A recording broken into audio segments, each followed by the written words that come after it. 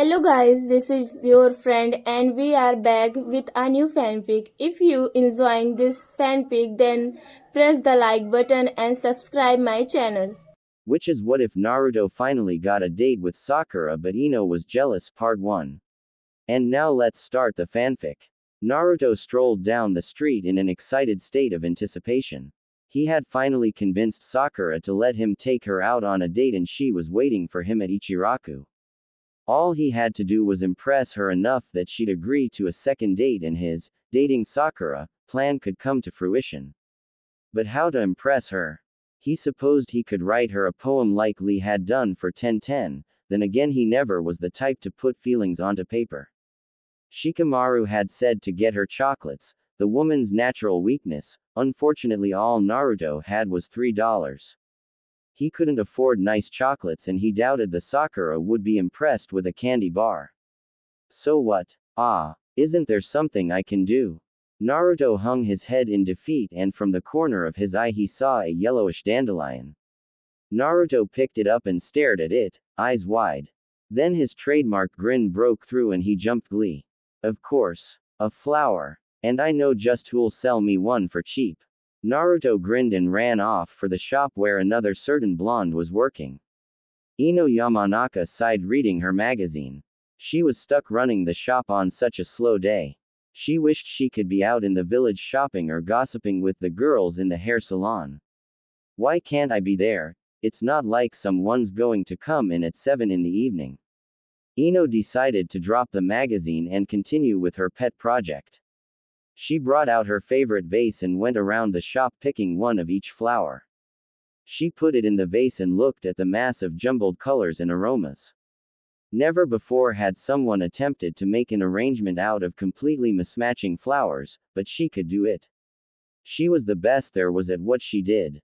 Still though, as time went by she hadn't gotten very far at arranging it. She sighed and heard the door chime. Hello. Welcome to the Yamana O, it's just you Naruto. Wow, thanks for the warm welcome, who ever heard of customer appreciation? Shut up Naruto, what do you want? To buy a flower of course. Really? She said noting how he was dressed, well who's it for? Hinata finally plucked up her courage. Huh, no, why would you ask about Hinata? That was strange, she thought. Well never mind. So are you gonna tell me who it's for? It's for Sakura-chan. Forehead. Ino yelled. That klutz finally agreed to go out with you. That's not a nice thing to say about Sakura-chan Ino. Naruto scolded, and as a matter of fact she did. Naruto grinned and lifted the dandelion he was holding for Ino to see. I want something like this. He said overzealously. You want a weed? Ino asked in disbelief. What? No. Naruto said exasperated, I want something with the symbolism of it. This dandelion was growing from a crack in the street. It shouldn't have been able to grow, but it didn't let anything stop it from becoming what it wanted to be, from doing what it most wanted to do.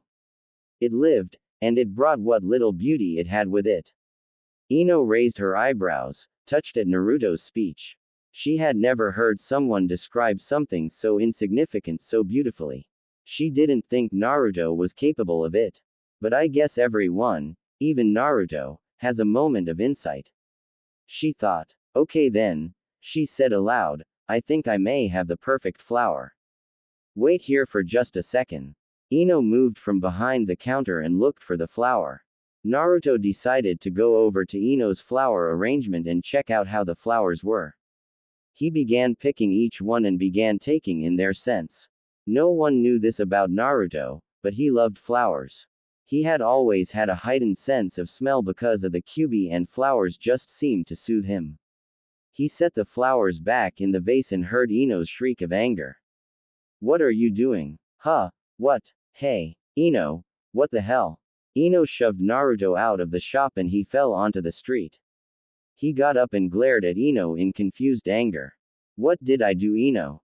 You've ruined my flower arrangement, that's what. Now I'll have to start all over again. Sorry, I didn't know. Naruto said, looking away ashamed.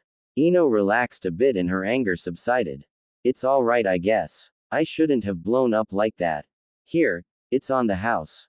Ino handed Naruto a pinkish-yellowish flower with long curving petals and a slightly glowing stem. Naruto looked at it in wonder and Ino giggled internally at how innocent his face looked. Wow, it's beautiful. Naruto said in awe. Thank you Ino-chan, I really appreciate it. Hey, Ino said as Naruto ran off. Make sure you treat forehead right. I will. Naruto yelled back and disappeared around the corner. Ino smiled to herself. Good luck Naruto. Ino turned back into the shop and went towards her flower arrangement. She looked at it and was shocked. It didn't look ruined at all. In fact, Naruto had put the flowers back in a way that looked head and shoulders above her own. It still wasn't quite there but. Ino said thinking, this here, then this. Naruto took a deep breath and walked over to Ichiraku's. He sat down next to Sakura who smiled at him. Hi Naruto. She said. She looked him over and her eyes landed on the flower. Wow, is that for me? Naruto grinned and lifted the dandelion he was holding for Ino to see. I want something like this. He said overzealously. You want a weed? Ino asked in disbelief. What? No. Naruto said exasperated. I want something with the symbolism of it. This dandelion was growing from a crack in the street. It shouldn't have been able to grow, but it didn't let anything stop it from becoming what it wanted to be, from doing what it most wanted to do. It lived, and it brought what little beauty it had with it. Ino raised her eyebrows, touched at Naruto's speech. She had never heard someone describe something so insignificant so beautifully. She didn't think Naruto was capable of it. But I guess everyone, even Naruto, has a moment of insight. She thought. Okay then, she said aloud, I think I may have the perfect flower. Wait here for just a second. Ino moved from behind the counter and looked for the flower. Naruto decided to go over to Ino's flower arrangement and check out how the flowers were. He began picking each one and began taking in their scents. No one knew this about Naruto, but he loved flowers. He had always had a heightened sense of smell because of the kyubi and flowers just seemed to soothe him. He set the flowers back in the vase and heard Ino's shriek of anger. What are you doing? What? Hey, Ino, what the hell? Ino shoved Naruto out of the shop and he fell onto the street. He got up and glared at Ino in confused anger. What did I do Ino? You've ruined my flower arrangement, that's what. Now I'll have to start all over again. Sorry, I didn't know. Naruto said, looking away ashamed. Ino relaxed a bit and her anger subsided. It's alright I guess. I shouldn't have blown up like that. Here, it's on the house. Ino handed Naruto a pinkish-yellowish flower with long curving petals and a slightly glowing stem. Naruto looked at it in wonder and Ino giggled internally at how innocent his face looked. Wow, it's beautiful. Naruto said in awe. Thank you Ino-chan, I really appreciate it. Hey, Ino said as Naruto ran off. Make sure you treat forehead right. I will. Naruto yelled back and disappeared around the corner. Ino smiled to herself. Good luck Naruto. Ino turned back into the shop and went towards her flower arrangement. She looked at it and was shocked. It didn't look ruined at all. In fact, Naruto had put the flowers back in a way that looked head and shoulders above her own. It still wasn't quite there but. Ino said thinking, this here, then this. Naruto took a deep breath and walked over to Ichiraku's. He sat down next to Sakura who smiled at him. Hi Naruto. She said. She looked him over and her eyes landed on the flower. Wow, is that for me? Naruto and Ino arrived at the land of flowers on their third morning out and quickly got to work. Touring the streets of the town, the target was supposed to be in Naruto and Ino took up casing their surroundings and actions of the people. They all seem nervous. No, that can't be right. Ino said thoughtfully. Naruto shook his head and looked around the rooftops. No, they are nervous, you can practically feel it emanating from them. Look up there. Naruto motioned almost imperceptibly but Ino caught where he was looking. Her eyes darted forward to the large blocky building northeast of them. On top of the roof, cleverly hidden, were several masked ninja. While on the ground several beggars littered its entrance. 10 to 1 those beggars are disguised thugs. Whatever this guy is doing, it must be big. Why didn't Ba-chan tell us more about this mission? Ino shrugged and the two blondes went to the inn they were supposed to stay at. When Naruto checked in and entered the room, he yelled in fright. Ino ran to catch up and entered the room to see Naruto on the ground with foam around his mouth. Naruto. She rushed to him and tried to shake him awake. Naruto, what happened? Naruto rose a shaky hand and pointed forward. TT, there's only one BB bed. Ino stopped holding Naruto and rolled her eyes. She got up in a huff and set their stuff down. Naruto had finally recovered enough to sit up and Ino grabbed him by the collar and dragged him out the room. Now then, let's see what we can find out. Ino said to Naruto. Naruto nodded and created several cage buncheons. The buncheons all ran off in different directions and Naruto nodded farewell to Ino. Ino walked out of the alley they were in and situated herself in the middle of the little square. She imperceptibly made several hand signs and her consciousness expanded and found its way into several minds at once. And she was totally like, boss just couldn't let me. Wife. She'll also be my best. Then get it over to the warehouse. Chief said that if we fail again, he'll gut us and get someone who can do the job right. Bingo. Ino thought and focused on the people where the thoughts were coming from. After a few hours of investigating, Naruto and Ino met for lunch at the cafe they had decided as their meeting place. Naruto ordered a sundae while Ino just had some tea. Why not get something cool and sweet? It's blazing out here. Naruto asked. I'm on a diet and I can't afford to gain any extra weight. Ino said coldly. Then Ino asked the waiter to change the order into an iced tea. She looked over at Naruto who was grinning and Ino went red with annoyance. Anyways, did you learn anything? She asked. Yeah, a large group of people have been causing lots of trouble up on the east side of town. Several crime waves have occurred and lately the local law has overlooked any violations in that side of town. Also, I inspected the building where all those ninja and thugs were at. It's just a dupe, a fake. I bet the real base is in the east side slums. The building is more like holding facility. Over 300 people there, all in chains. Do you have any idea as to why? Yeah, that's because I found out what this man does. Ino shivered and stared at Naruto.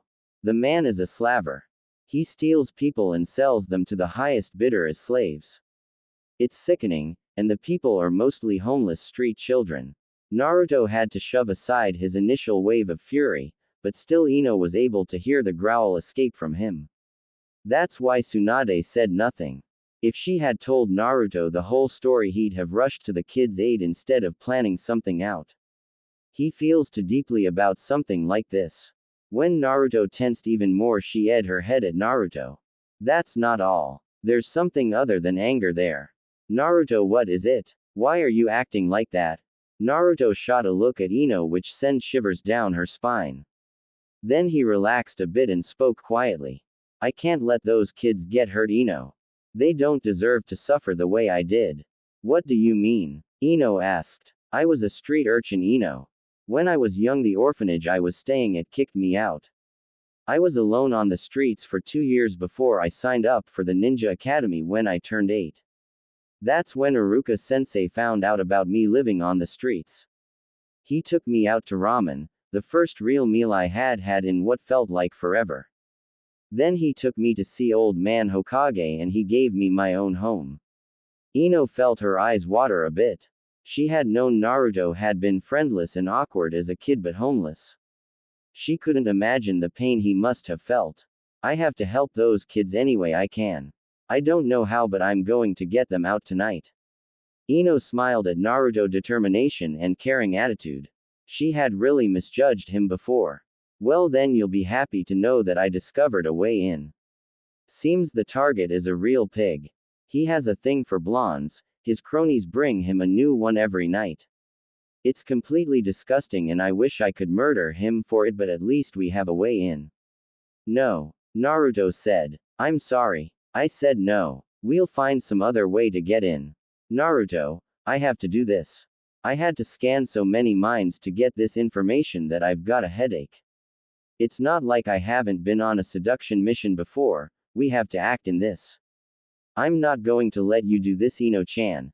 It's degrading, and disgusting, and you're above having to do something like that for a mission. Besides, it's way too dangerous. What if something happens? Ino was caught off guard by Naruto's response. She didn't hang out with the blonde often, yet he was incredibly troubled at what she was proposing to do.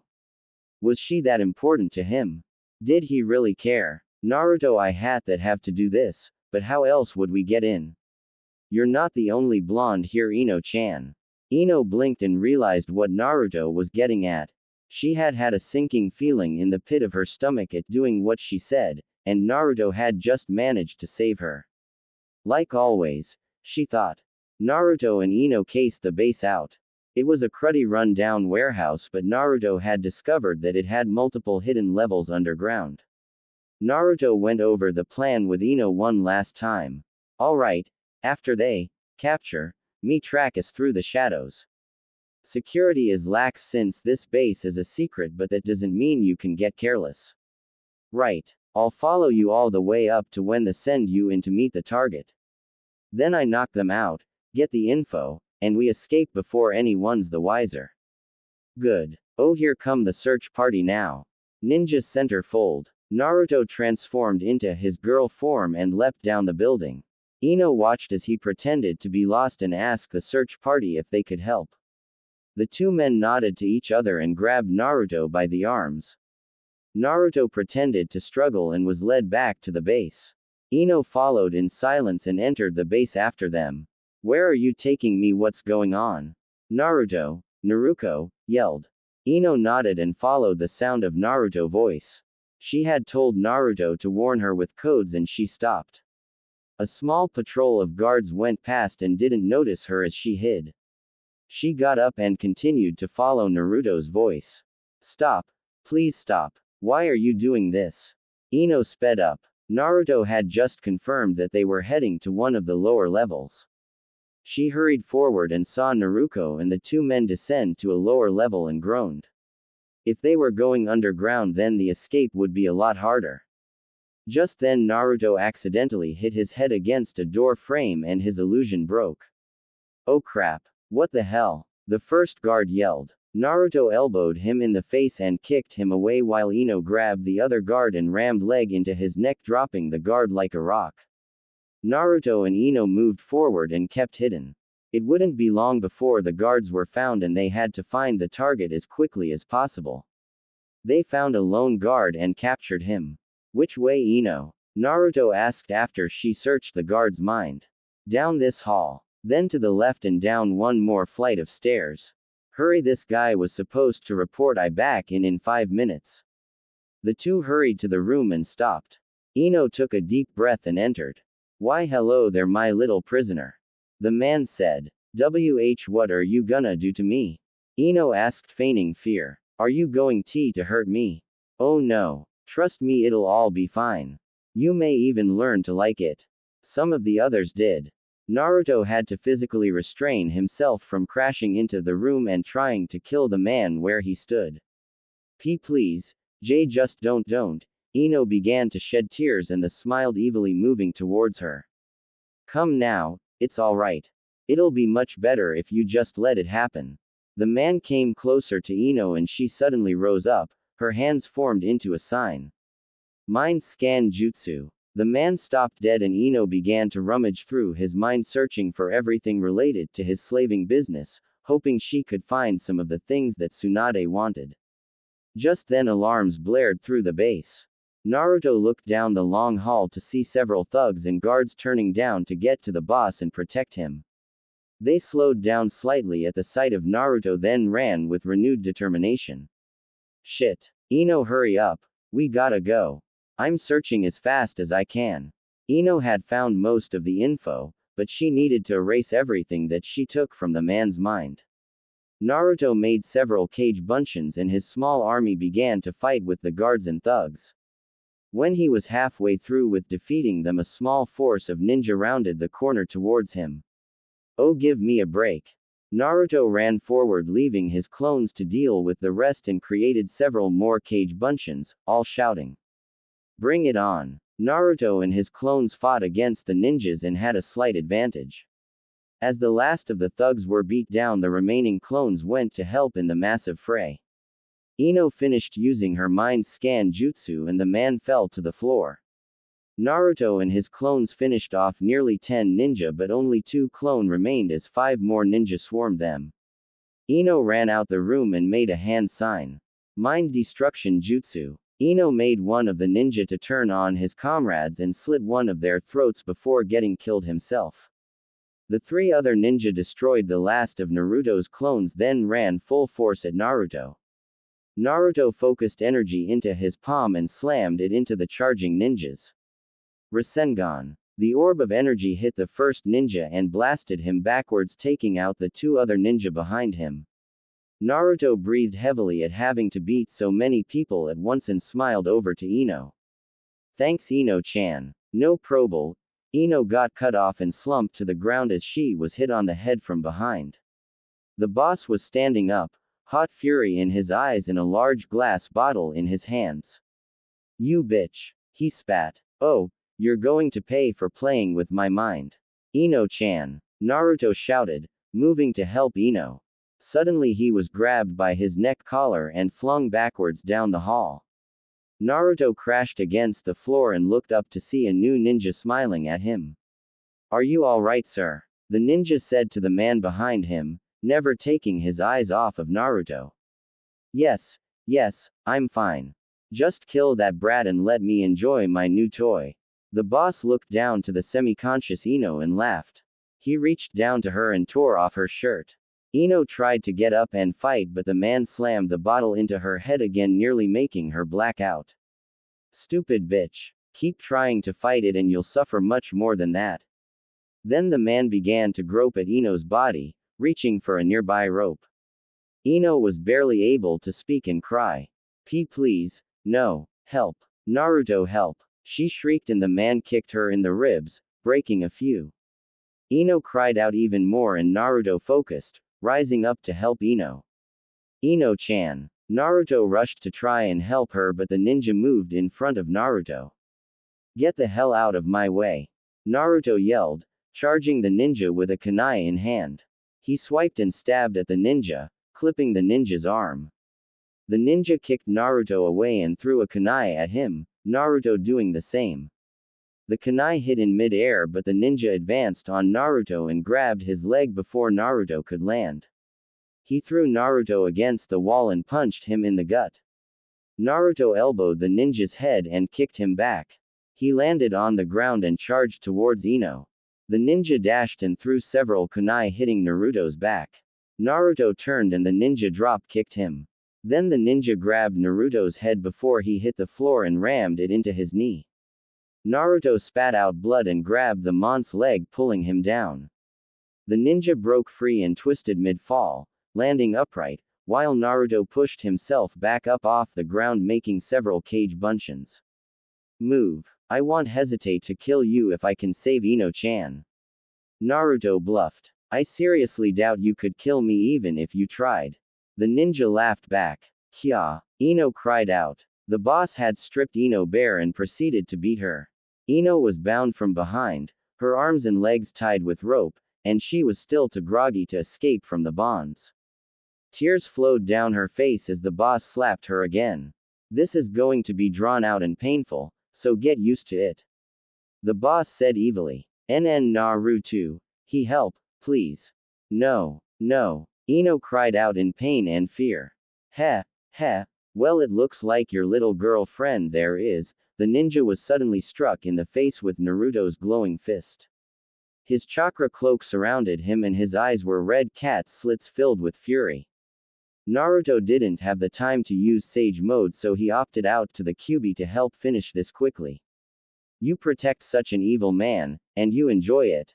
Naruto yelled. He extended a giant chakra paw and grabbed hold of the ninja. The ninja felt his bones break and screamed in pain. I'm just a tool. The ninja pleaded. You're no tool, you're a monster. Naruto formed a Rasengan and slammed it into the ninja's chest. The ninja crumpled to the floor, wheezing out in pain. But I won't kill you. I'll leave you in fear instead. If I see you again, you're dead. Naruto turned and saw Ino silently crying, eyes closed in fear, as the boss began to undress himself. White-hot fury coursed through Naruto and he was suddenly in between the man and Ino. The boss yelled in shock and Naruto placed one burning chakra palm on the mon's head. The boss began to scream and struggle until Naruto spoke. You've tortured and destroyed the lives of countless women and children for your sick desires. You don't deserve to have a life, not after all the atrocities you've committed. And now because of what you did to Ino-chan, you won't have one. Naruto darted his chakra tail forward and stabbed through the boss's heart. He crumpled to the floor and his lifeless body burned out Naruto's rage. He deactivated his chakra cloak and turned to Ino who was scrunched into a ball, eyes shut and crying. Naruto rushed to her and wrapped her in his jacket. He picked her up and fled out of the building. Naruto went so far as to sneak out of the village in case any of the goons decided they wanted revenge. He put her down when he thought they were far enough away and undid her bindings. She was silent the whole time, as if she wasn't even there.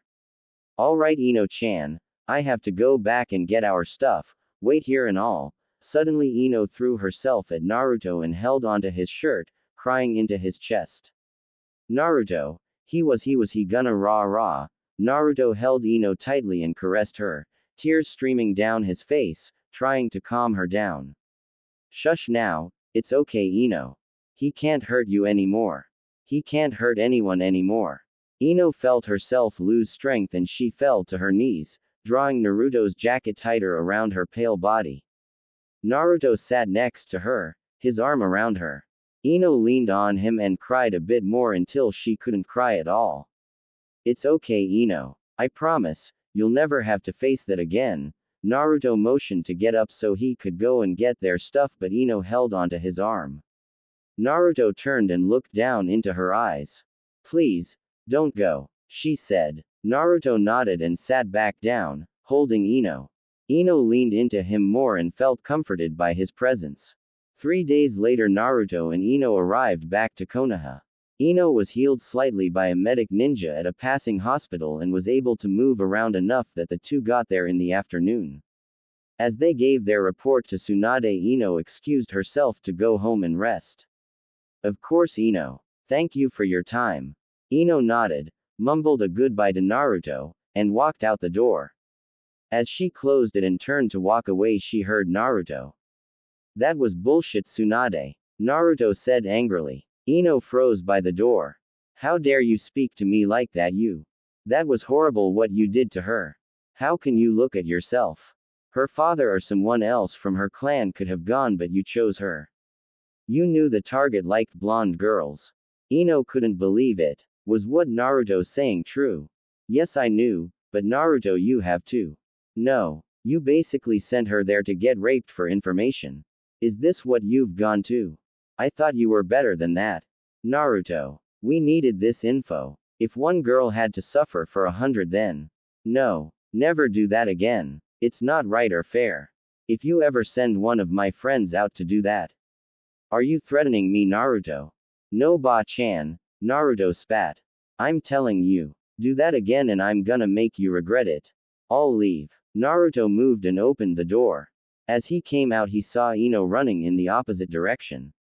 Naruto sighed and went back into Tsunade's office to see her staring out the window. Tsunade, listen, I don't take back what I said, but I'm sorry, and I need your help. Tsunade turned to him, wiping a tear away.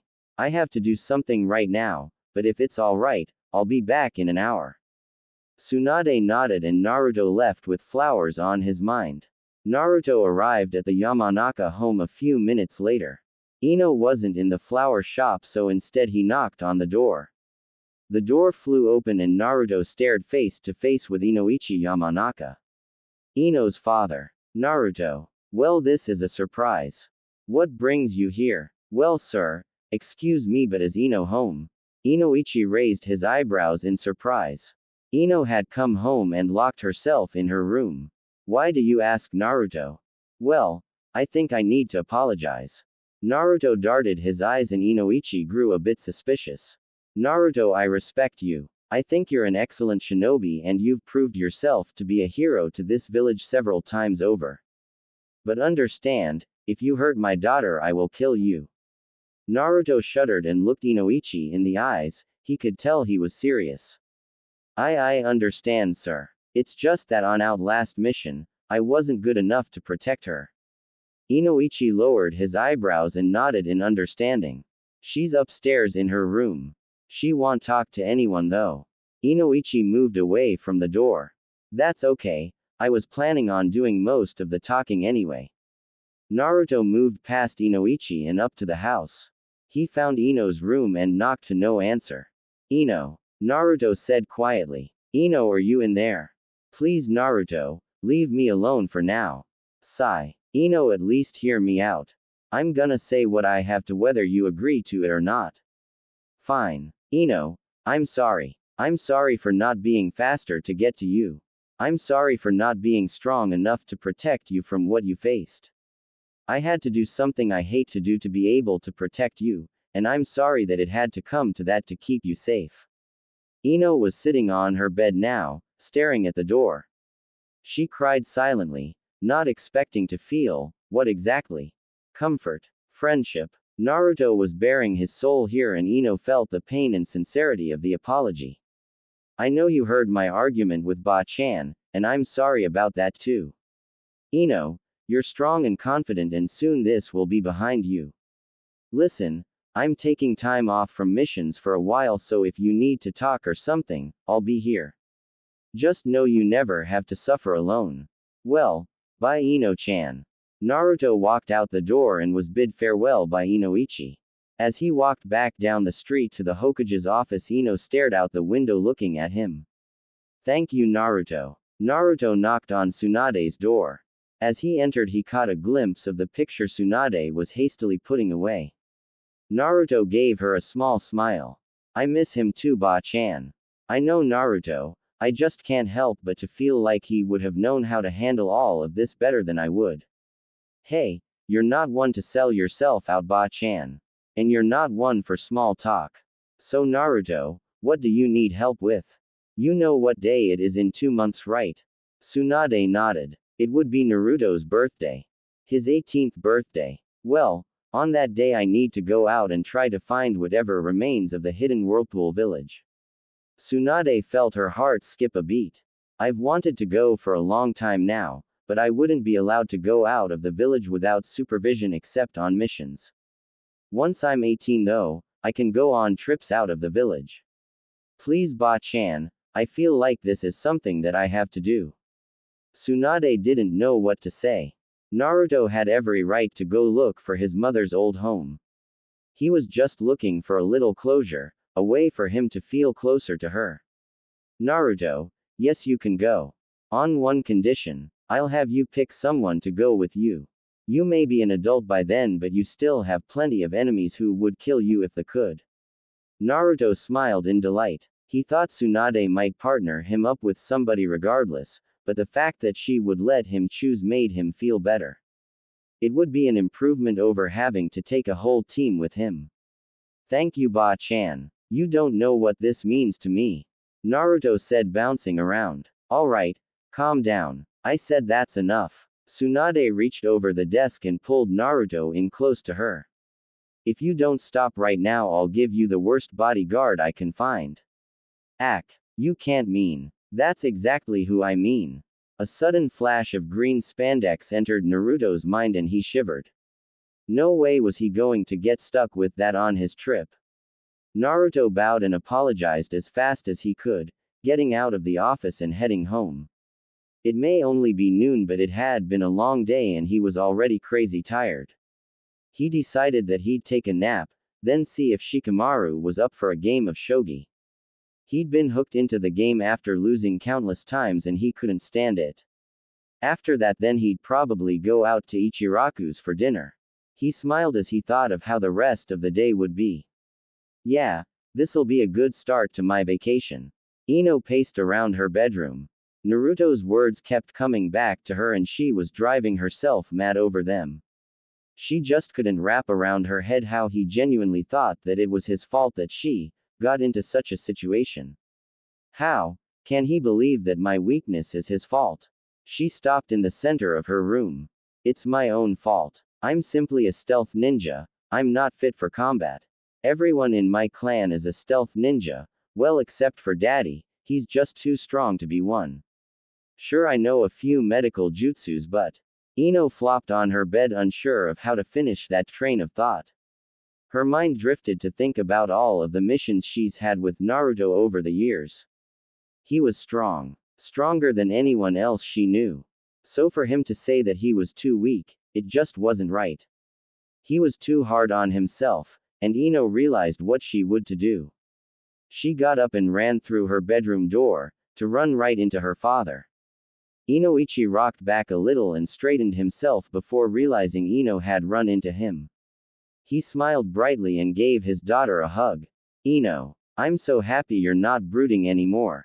Quote, Daddy, I wasn't brooding, I just needed to think a bit. Inoichi let go of his daughter and nodded, then gave her a serious look. Honey, what did Naruto have to say to you?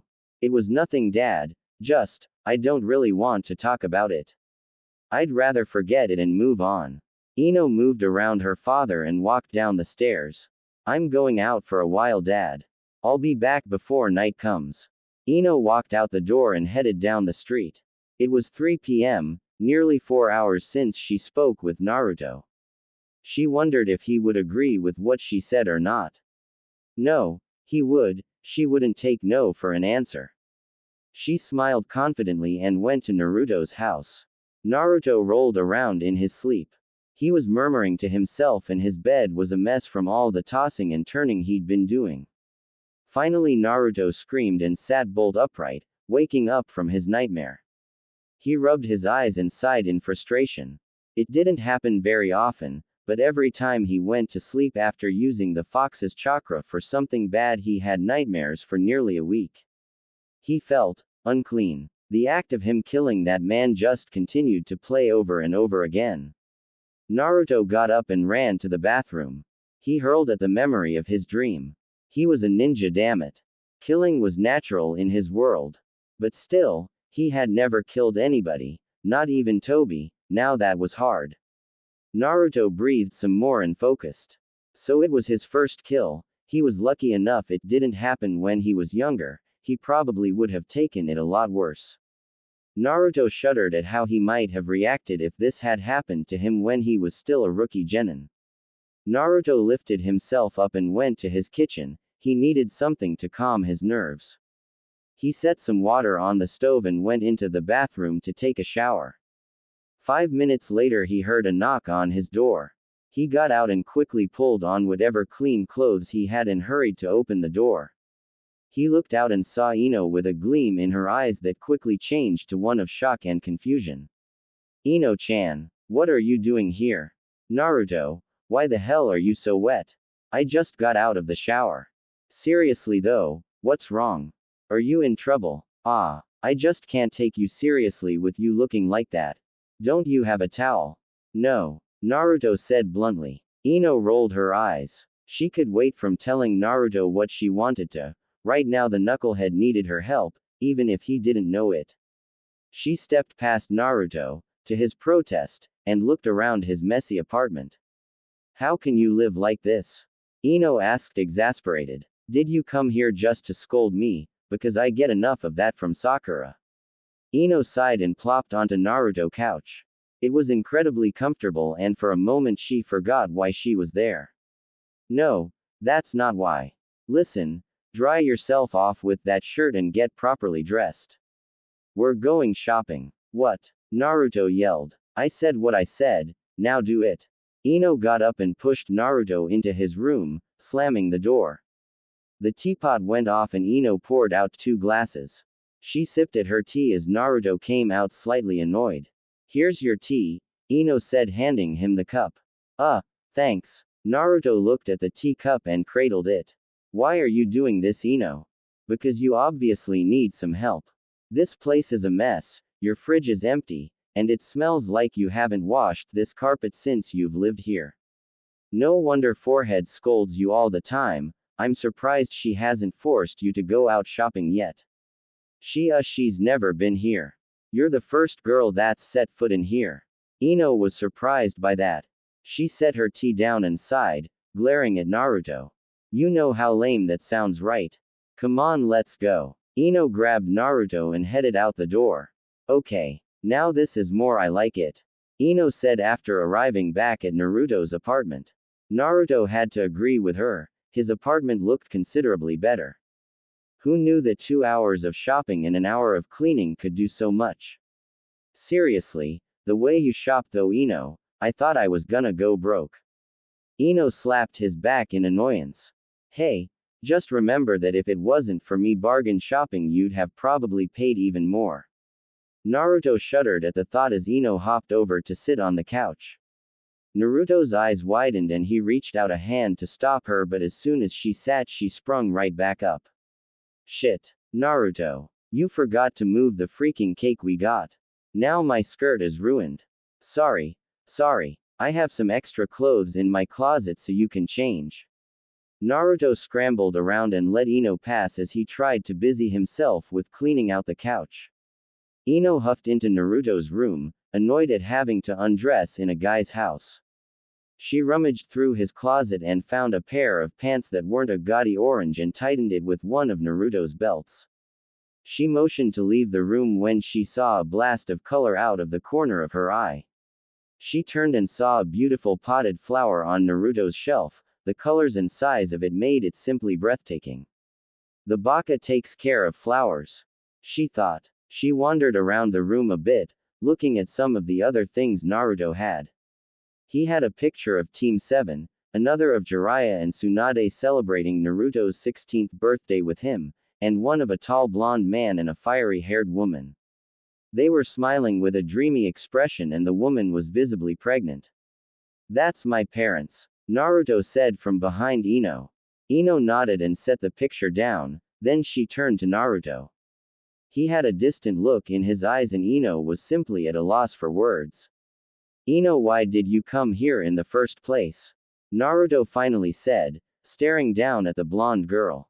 Ino raised her head and before she knew what she was doing she hugged him. Because, Ino said softly, you shouldn't have been the one saying sorry.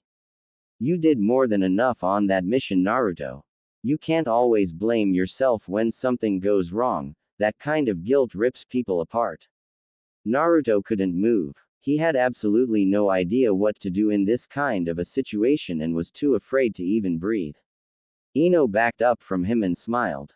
Then a grin grew on her face as Naruto's stomach grumbled.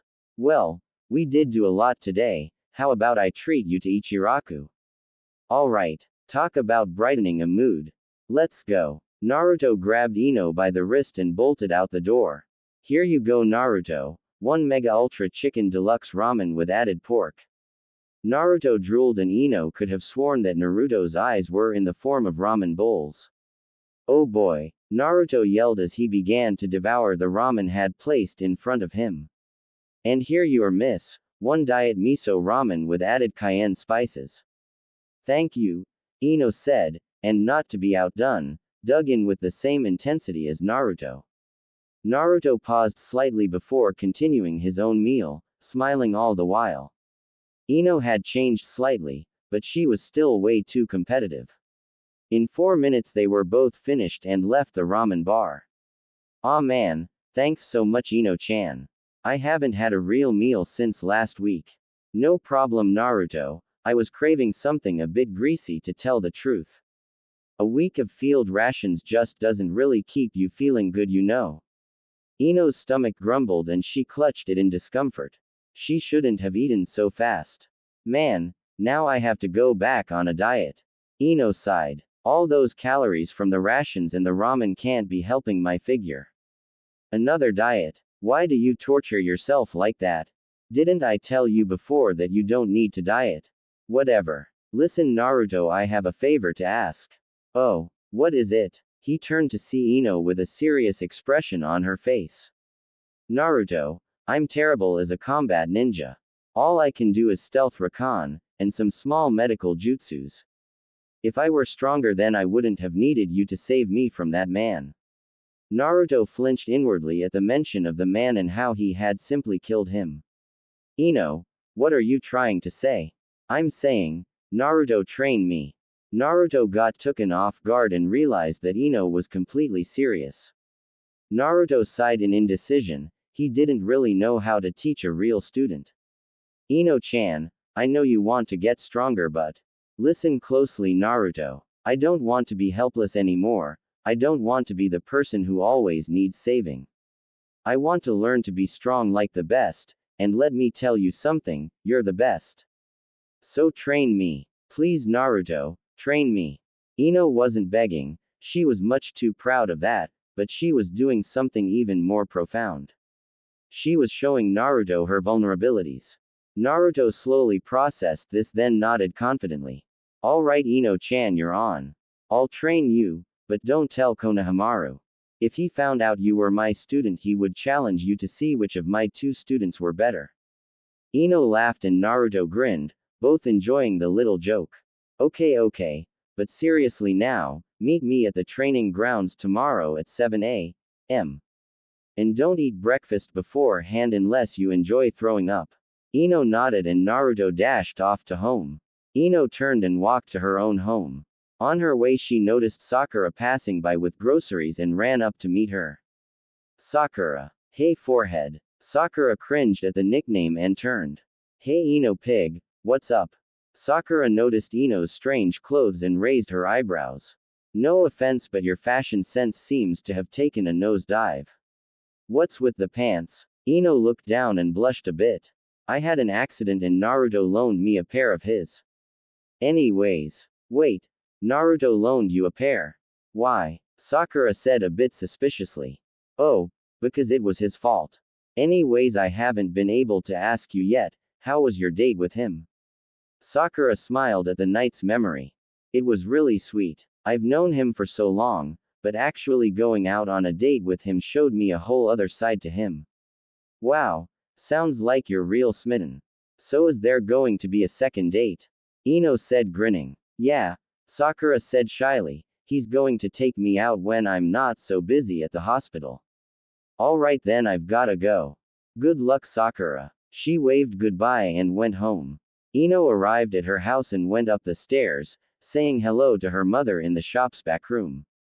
Once inside she went past her father in the kitchen and started to her room when Inoichi called out to her. Ino aren't you going to have dinner? No thanks dad, I just ate at Ichiraku's with Naruto. Ino cursed herself internally as she realized how that sounded. Naruto. Wait, are those his pants? Ino what happened? Nothing, there was a little accident and Naruto loaned me a pair, that's all. Alright Ino, I'll believe you. Is your mother done watering the plants downstairs in the shop? Yeah, she'll be up soon. Ino moved to her room then paused. Sorry dad I almost forgot, I'm gonna leave early tomorrow for training so don't freak out that I won't be here. Training? With who? Inoichi said, hoping it wasn't who he thought it was. Naruto. He said he'd help train me. Ino left to her room and Inoichi let out a sad sigh as his wife entered. Is everything alright dear? She said. I don't know, Inoichi said. Naruto, you'd better not try anything with my daughter. Ino came onto the practice field right on time and met Naruto by the memorial stone.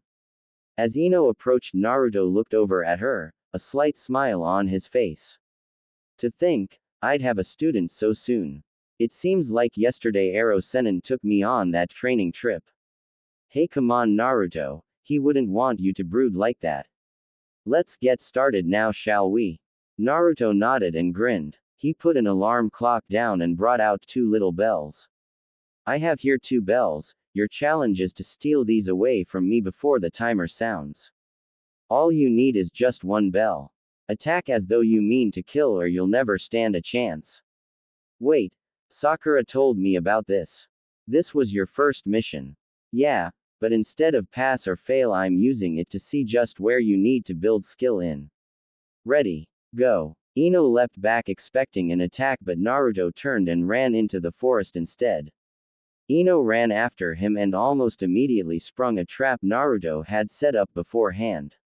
Ino ducked as several blunted kunai zoomed right past her.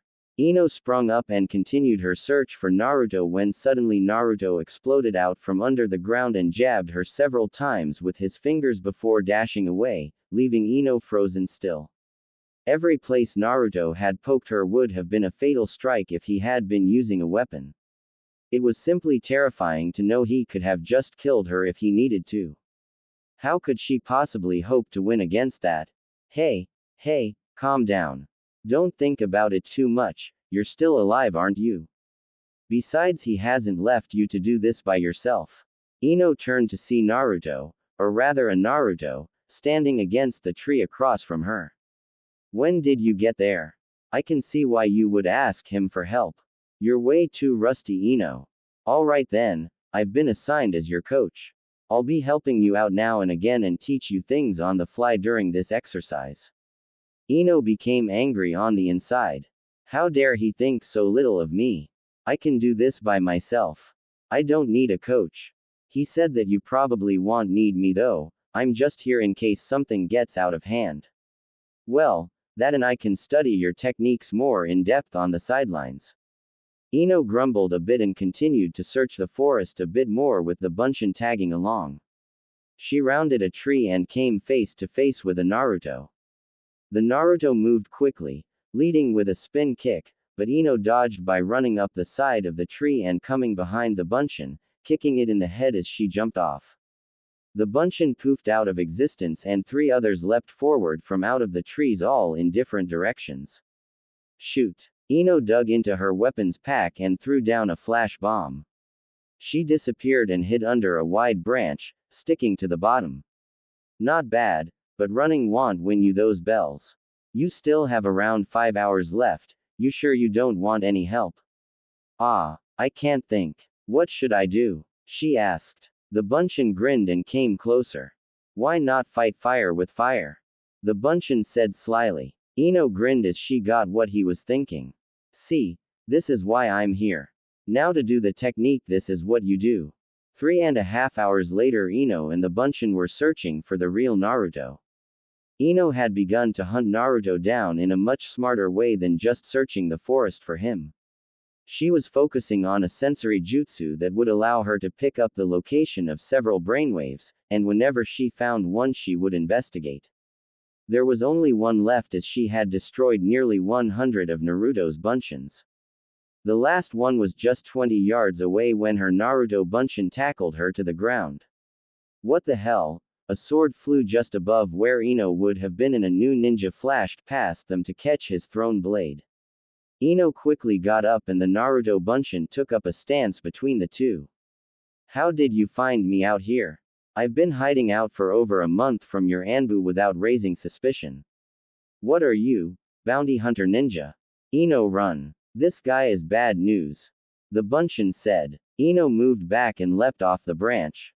The ninja went forward, ready to strike down the Bunshin when suddenly he was kicked sideways by a second Ino. A third Ino then came from its hidden place in the tree leaves and slammed down on the ninja's head. The ninja recovered mid-fall and pushed himself off the tree branch and spun away while hurling 3 bomb kunai at the Bunshins. The Naruto Bunshin ran forward and grabbed the bomb kunai, protecting Ino's Bunshins while the real Ino came from under the ninja and grabbed him by the neck of his shirt. She hauled and pulled with all her might and flung him up into the air. Yeah. Then the first clone punched the man up higher. Ma. The second clone kicked the ninja up higher still. Nah. The real Ino leapt up to the ninja and grabbed his leg. She spun around and threw him up even higher into the air, near the tree tops. Ka. Finally the Naruto Bunshin ran up a tree and leapt off, throwing the bomb kunai back at the ninja. They struck dead on and the ninja erupted in a burst of flame from the bomb. Exploding Renden. Ino finished. The ninja plummeted to the ground and Ino released her Bunshins. The Naruto Bunshin ran and caught the ninja before he hit the ground and set him down. Then the Bunshin ran up to Ino and Ino grinned in victory. She extended her hand to shake the Bunshin's hand, but when the Bunshin reached out, Ino grabbed his arm and pulled him forward, spinning him around. She lifted his jacket and grabbed the two bells that were taped to the back of his shirt so as to muffle the sound. How do you know? The Bunshin, Naruto, asked. That you weren't a clone. Please Naruto, give me some credit. It just took a while to figure out is all. Ino grinned even wider and stuck her tongue out at him. So coach, how'd I do? She said smugly. Naruto smiled and patted Ino's head to her annoyance. Great job Ino-chan. You're not as weak as you think you are, you just seem to get too frazzled sometimes. Still though, your taijutsu skills leave a lot to be desired, it's like you have no fighting style at all, you just charge on ahead. And you also need a finisher. Finisher. Yeah, you know, a powerful jutsu that'll usually end any fight in a big and showy way. Like my Rasengan. Ino stared at Naruto blankly. Are you serious? Naruto shrugged and Ino began to snicker. Oh, my gosh. You are such a dork. Ino fell onto her sides and laughed herself silly. Naruto stared at the withering blonde on the floor and just pouted. Naruto and Ino were walking over to the Yamanaka household after today's training session. Ino was beginning to get the hang of Naruto's fighting style, and in only 5 days Naruto noticed vast improvement. He had gone over Ino's strengths and weaknesses and they had focused on Ino's chakra control most heavily these past few days. Naruto wasn't the only one getting some training though. He would constantly help out at the flowers shop, and had even begun to learn a few things he never knew about taking care of plants and flowers. Ino had never pegged Naruto for a gardener, but he seemed strangely adept at it and was a quick study to what he didn't know. The two passed the local playground on their way to Ino's place and Naruto slowed down. Ino didn't take much notice until she turned around to see Naruto staring at the playground, a faraway look in his eyes. Ino turned to see what he was staring at and felt her heart break a little at what Naruto must be feeling. A mother was wiping the dirt off of her little boy's face, and a father a little ways off had his daughter riding on his shoulders, giggling the whole while. Ino moved closer to Naruto and edged her head as a sad smile played on her lips. She took Naruto's hand and squeezed it a bit, bringing him back. You okay? Ino asked. Why yeah, thanks. Naruto looked at the family again. It's just, I know they loved me, and that they would have loved to give me a family. That's enough for me I guess. If it just wasn't for the stupid fox's attack. A lot of parents died that day Naruto, I'm sorry yours did as well. Ino couldn't imagine growing up alone. Naruto turned to her and plastered on a smile. It's okay though, I don't really think about it much anymore. He walked past Ino who stayed in place. There was something off with that smile. Then she felt a tug on her arm and noticed she was still holding Naruto's hand. They both let go quickly and their faces turned slightly red. Wow, that wasn't completely awkward. Naruto said in his usual joking manner. Yeah, it was like nothing happened at all. Ino agreed shyly. They continued to walk when Naruto heard someone call out his name. Huh, Naruto said turning around. Then his face brightened. Kiba, what are you doing here you mutt? Kiba feigned being offended and tackled Naruto. The two began to fight playfully and laughed at each other. At least until Ino spoke up. Hey Kiba, where's Akamaru? Ino asked curiously. Kiba turned his head and noticed Ino for the first time. He nearly dropped to the floor in shock. He's, getting groomed. Oh what's up Ino? Kiba's eyes looked from Ino to Naruto and back. Nothing. Naruto's just walking me home. Ino then winced and slapped her head at how that sounded. Where was her head at? Wait Naruto, and Ino, wow. I mean, I can't say I didn't think it was possible, after all, you're so alike, I guess. Kiba, we're not going out, they both said. Then the two blondes blushed as they realized that they spoke in unison. Hee, of course not. Kiba said snickering. Naruto's face twitched and he had to resist the urge to pound Kiba. Kiba, I'm just training Ino-chan. Besides, I have a date with Sakura-chan tomorrow. Naruto said proudly. That doesn't prove anything. How do I know you aren't dating both of them? Ino moved in between the two and stared Kiba down. Because, do you really think that if I was dating him and he just denied it, I would have stood by and done nothing? He'd be dead by now. Kiba though for a moment and sensed the malicious intent Ino was giving off. Oh alright then, you two are no fun at all.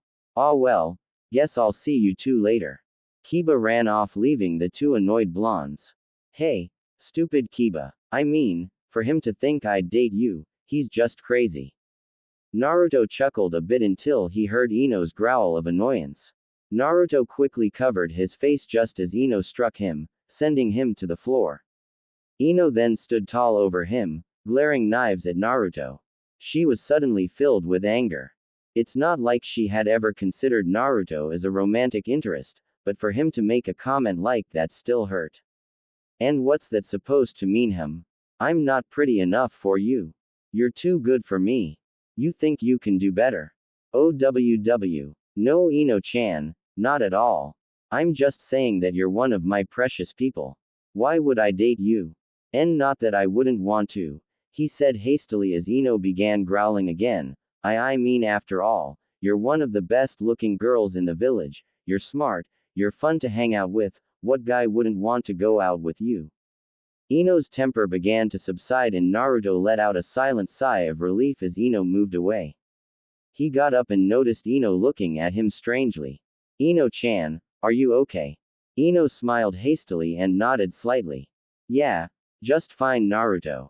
They began walking back to Ino's house and Ino thought to herself how glad she was that Naruto was her friend. Here you go Ino-chan, home sweet home. Naruto turned and Ino shot him a quizzical look. You're not gonna help in the shop today. Nah, I promised old man Ichiraku I'd help run the stand while Ayame's sick. I'll see you tomorrow. Ino went inside and Naruto turned to go when he heard a voice call out to him. Naruto hold on for a second.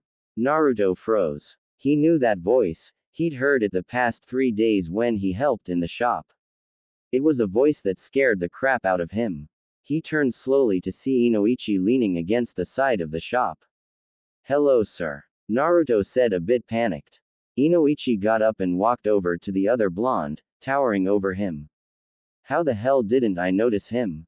He's huge. Naruto, I have a question. Inoichi moved a bit closer to Naruto. Are you planning something with my daughter? What? No sir. Not at all. Naruto said hurriedly. Why would you think that? I was your age once, I know what goes through a hormone-crazed teen's mind. Just make sure you don't try anything, it will end badly for you if you do. Naruto gulped and Inoichi smiled inwardly. He liked Naruto, but a little healthy dose of fear was good for the boy. Now go on, I'm sure you're expected somewhere else. Yes sir, thank you for not killing me. Goodbye. Naruto turned and ran off as quickly as he could to the ramen stand. Boy was that intense. I feel like I just fought the whole Akatsuki at once, Agan. Naruto rounded the corner and went up to his favorite noodle stand. Naruto, it's about time. Here's your apron, and your hat. Tucci said, tossing everything Naruto's way. Naruto fumbled around with the uniform. He wasn't accustomed to wearing things on his head so he tossed the paper hat opting for a hairnet instead. That, at least, was easier to handle. Now I have a few deliveries to make so watch the shop until I'm back, you know the recipes like the back of your hand don't you? Naruto nodded proudly and Tucci became serious. Don't eat any of the merchandise or you will never come near my stand again. Do you understand? Why yes be boss. Naruto said near tears. Anything but the ramen. Don't take my ramen, I beg of you. Right now I'm off. Tucci said as he left, back to his normal self. Naruto sighed and just loitered around behind the counter. A few people passed by every now and again and Naruto was beginning to wonder if the old man was ever going to be getting back when Sakura walked up to the stand. Naruto grinned and leaned over to her. They had been able to spend some time together during Sakura's off hours in the evening and had gotten a lot closer. Sakura loved how Naruto doted on her. He made her feel like a princess. Well hi there cutie, what can I get for you? Ramen, or me? Sakura rolled her eyes and smiled at the joke and pretended to think about it. I think I'll take some ramen. You're cute and all, but I've already got a boyfriend. Naruto raised his eyebrows but nodded sagely. And who might this boyfriend be? Oh, you know, Sakura said playfully, just the famous Naruto Uzumaki. In fact, if I didn't know better, I'd say you were him. Well, maybe you don't know better. After all, my name just happens to be Naruto Uzumaki. So Sakura-chan, are you sure you won't reconsider that order you just placed? No, I think I'll stick to the ramen, she said, enjoying Naruto's expression of disbelief. Anyways, I'm glad you're here, Naruto. I've been trying to find you since our mini date 2 nights ago. Where have you been? Naruto received a quick flashback of images of him working at the flower shop and just shrugged. You know, here and there. Why? Is something wrong? No, actually something's very right. My parents, they kinda know that we're dating. They want to invite you over for dinner tomorrow. Really? Naruto stammered. He didn't expect to meet Mr. and Mrs. Haruno for a while. Yeah, apparently my mom heard from the lady who does her hair, that she heard from one of her co-workers, that she heard from her cousin, that he heard from his best friend who just happens to run a small hot chocolate stand at night, that he saw us together that night we went to the park. She and my father want to meet you very much now. Naruto took a moment as he tried to process everything Sakura had told him. Something about a hairdresser and hot chocolate. Whatever it was, he understood the last part clearly enough. I don't know what to say, Sakura-chan. I guess I could come. I mean, I don't want to disappoint your parents. Sakura smiled and gave Naruto all the details before saying goodbye. Naruto sighed and leaned onto the counter. Thoughts of tomorrow filling his worried head. Really? Ino said as she sparred with Naruto the next day. She went for an uppercut, but it was a feint. Instead, she slammed her left fist into his stomach. The clone poofed and Ino stood straight. Yeah, and it's supposed to be formal, so I'm going to have to borrow something from Kakashi-sensei. Ino walked over to Naruto and looked him up and down. Then she sighed and shook her head. Naruto, I just can't picture you in something that isn't orange. Besides, nothing Kakashi has would fit you. He's taller than you are. Looks like I'm going to have to take you shopping again, she said with an evil grin. Naruto groaned and he could feel what little money he had in his wallet get even lighter. No, that's not right at all. Ino pushed Naruto back into the dressing room and handed him a long-sleeved black shirt and dark brown pants. Here, maybe this will work. It's semi-formal, but it's all we can do since suits look horrible on you. Oh yeah, that's totally going to fill me with confidence. I mean, this is only the most important dinner of my life. Oh, quit whining and get dressed, Ino said to the curtain. Naruto grumbled and began to change when his voice came through the curtain. Ino-chan, can we please hurry? The dinner is in an hour and I'm still not that confident about it. Naruto, you'll define, you're a good guy. Sakura's parents will love you. Now come on out. Naruto stepped past the curtain and Ino slapped her head in frustration. The outfit looked horrible on him. Doesn't anything look good on you? She yelled. Naruto scowled and went back in. Ino grumbled as she went through the store and a wicked smile spread across her face when she found something. She gave it to Naruto, and when he came out, Ino whistled at her work. Damn, I am good. You'll knock them dead, Naruto. Naruto grinned, charged by Ino's words. Now remember, compliment, always agree with what the parents say, and above all else don't pig out. Ino handed Naruto the flowers they had picked up at the shop. Greet yourself, then give the flowers to Sakura. Start off with a joke, no. Instead, start with a compliment and lead into a joke. But what if? Ino shushed him and reached over to ring the doorbell. Good luck, Naruto. Ino cheered, then ran off to hide. 5 seconds later, the door opened and Sakura looked at Naruto with her mouth agape. Naruto. Oh my god, you aren't wearing orange. Then Sakura took a good look at Naruto. Wait, Naruto, you look good. Sakura blushed like crazy after hearing her own words and moved aside. Not as good as you look, Sakura-chan. Naruto said, coming in. Then he pulled out the bouquet from behind his back and gave them to Sakura.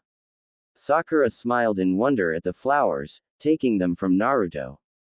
Naruto took off his blazer and his light blue button-up and dark brown pants clashed heavily with his hair, but somehow that just made the whole outfit work. The two entered the main room and Sakura left to put the flowers away as Naruto shook hands with Sakura's father. Naruto, how nice to finally meet you, son. He said. Believe me, sir, when I say it's finally good to meet you too. I was beginning to think Sakura would never introduce me to you too. Well, we've been wanting to chat with you for a long time, no doubt you have a few questions for us. Well, one comes to mind. I've always wanted to know, is Sakura a natural pink? They both laughed at Naruto's joke until they heard someone clear their throat behind them. They stiffened and turned slowly to see Sakura and her mother staring at the two of them with cold eyes. Sakura's mom also had pink hair. I had no idea you were curious about my hair, Naruto. Sakura said emotionlessly. And to think, honey, I had something special planned for you later. Mrs. Haruno said. Oh, I've always been too afraid to ask about your hair before. It's such a unique and special quality, and it's one of the most beautifully defining things about you that I like. Sakura's widened at the speech and her mouth formed into an O shape. The parents stared at Naruto in shock. Naruto's own eyes widened and he discreetly looked past Sakura to see Ino smiling through the window at the other end of the room, giving Naruto a thumbs up. Thank God, I didn't know what to say. You're a lifesaver, Ino-chan. He thought to her. Naruto, that was really sweet. Sakura said and gave him a huge hug. The parents smiled at the couple. Don't worry, Naruto, Ino thought to his mind, you've got the rest in the bag. Bye. And good luck. Ino winked and left. Ha ha. Then what happened? Mrs. Haruno asked. Well, there I am, right, shocked out of my mind in the hot springs, as Ero Sennin dashes by with 20-something girls chasing right after him. I mean, seriously, for someone who was 60 he acted like he was still 16. Oh my gosh, I think I busted my gut. Mr. Haruno gasped as he was laughing on the table. Sakura was red with embarrassment next to Naruto. Mrs. Haruno pulled herself together enough to get up and 10 seconds later she arrived with a delicious-looking pie.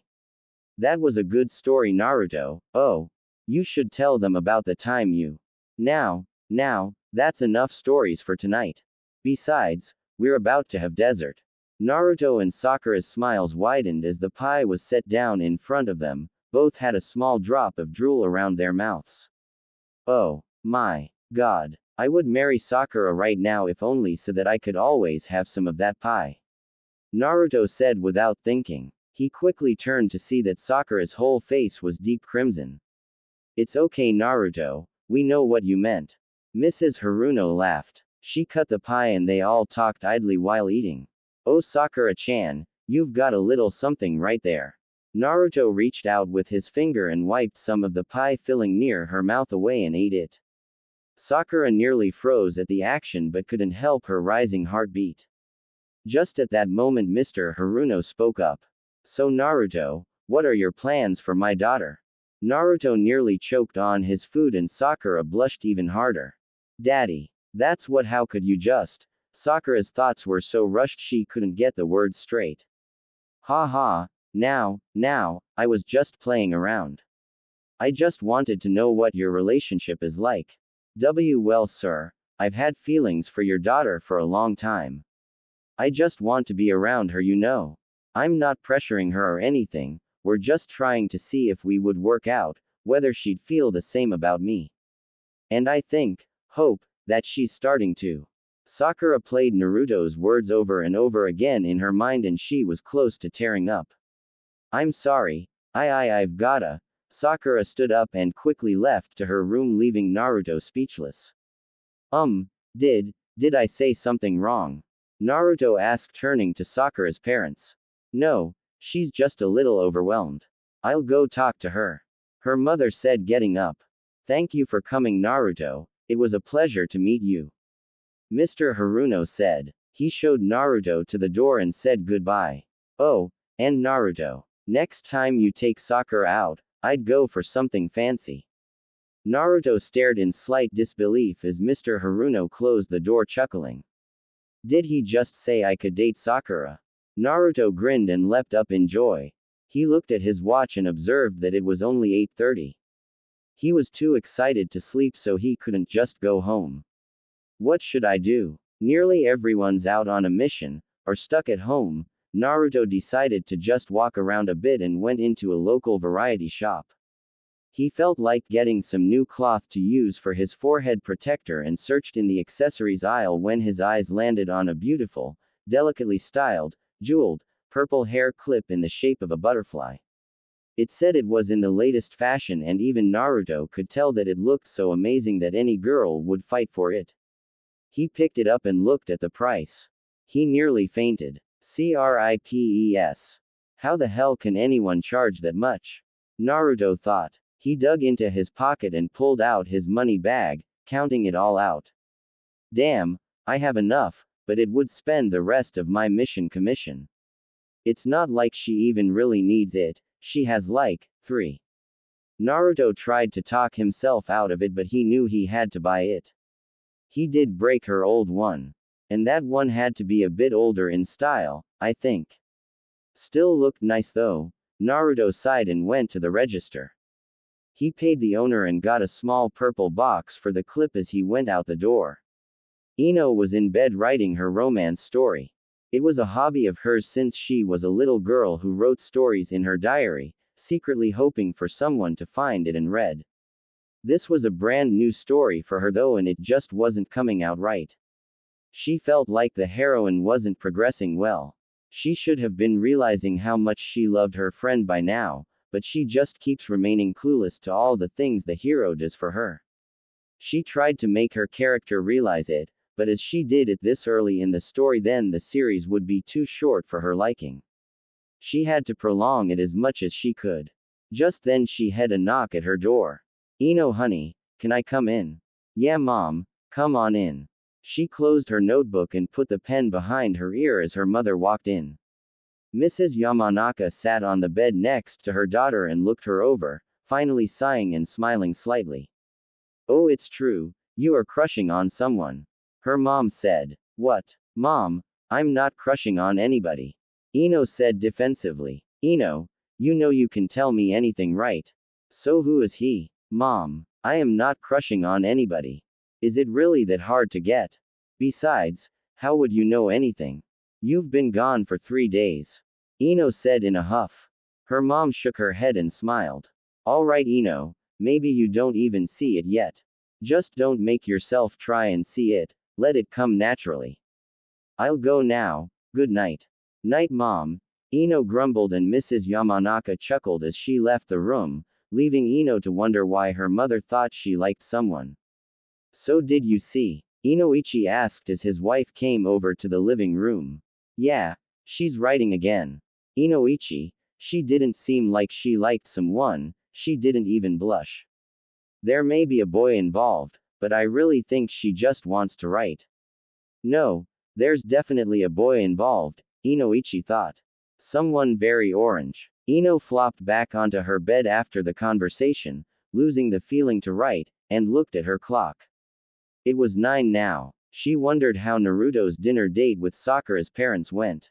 Heh, I can just imagine how nervous Naruto must feel having to talk with her parents. Ino thought as visions of Naruto freaking out brought an evil smile to her face. Then it left as she began to think of him being comforted by Sakura. Sakura's lucky. I wish I had someone chasing after me as hard as Naruto does for her. If only, the woodpecker sighed. Then she heard a sudden tapping on her window. Ino sprang up ready to attack only to see Naruto grinning, sitting on the edge of roof next to her window. Ino went over and opened the window. What are you doing here? Ino whispered hurriedly. Naruto just grinned wider and motioned for her to join him. Oh what the hell? Ino thought and climbed out the window and reached the roof. Naruto laid down and Ino sat, staring at him. Well, if you're here you might as well tell me how the date went. It went perfect. They liked me and Sakura seemed happy. But that's not why I'm here. Ino raised her eyebrows and opened her mouth to speak when Naruto suddenly tossed a purple box to her. Remember on our last mission when I accidentally broke your hair clip? Ino nodded and lifted the box saying, yeah, I didn't stop yelling at you for that the whole next day. Ino opened the box and gasped, putting her hand over her mouth as tears formed at her eyes. Oh, Naruto, it's beautiful. Ino took out the hair clip and looked at Naruto. It was the only one I could find. Sorry I didn't get you one sooner.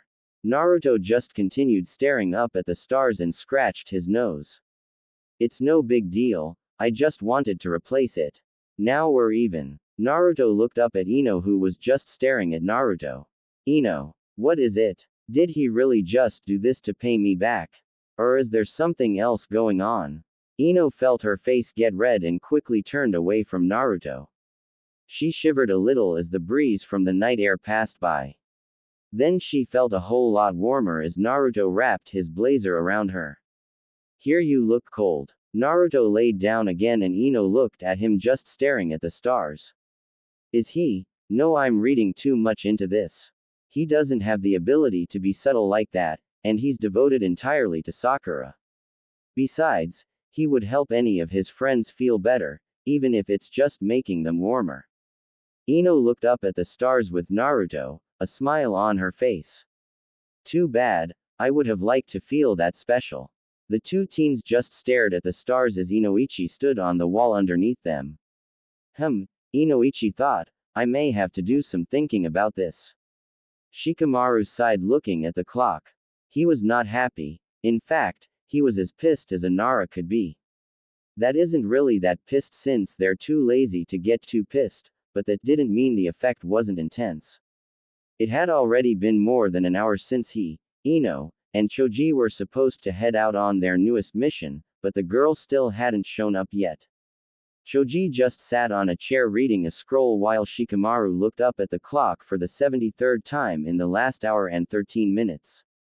Damn, I need a smoke, he thought, rising up. Just then a pounding came at his door. Shikamaru moved to the door and opened it to see an out-of-breath Ino staring hopefully at him. You better have a damn good reason for being late, Ino. Shikamaru said coldly. Ino's eyes grew saddened and she quickly hid it behind a mask of disbelief. Are we really still on this, Shika? I thought you finally understood. Forget it, Ino. Let's just hurry up with the mission, okay? I want to be back in 3 days. Shikamaru, Choji spoke up. If you still can't work with Ino then. No, Choji. I can work with her. Despite any hard feelings, I can do at least that much. I just don't like having to wait for the blonde bimbo here. Bimbo. What the hell is your problem? Ino shouted, glaring at Shika. Shikamaru moved up into Ino's face and stared her down, breathing heavily with anger. Ino didn't waver, and was close to slapping the Nara when she realized she was already trapped in his shadow. You know damn well what my problem is. Sometimes I can't even stomach the fact that we were close before because of what you did. Ino averted her eyes and Shikamaru released the jutsu, stepping back. Choji was on his feet in case something got out of hand. Shikamaru just turned and went to grab his things so they could head out. I'm sorry, how many times do I have to say it? Ino asked to Shika's back. Shikamaru stopped and sighed. He rubbed his eyes so as to prevent any crying on his behalf. Ino, I just don't know if I can be around you sometimes. I want to forgive you, but what you did to Tamari. She wasn't Tamari anymore. She was gone. We don't know that, Shikamaru yelled. We don't. And even if she wasn't in her right mind, we could have fixed her. She was the enemy by that time, Shika. She didn't have her old personality anywhere in her mind. She was empty, using everything in her memories to play us. I know that jutsu, and she was just a shell. Shikamaru couldn't hold back his tears anymore, so he just continued to face the wall. Ino hung her head and Choji stayed silent. It's been 6 months, Shika. She was leaking information from Suna and Konoha to our enemies. I had to put her down. I didn't want to. I tried everything I could, but in the end I had to. Shikamaru walked away and grabbed his things.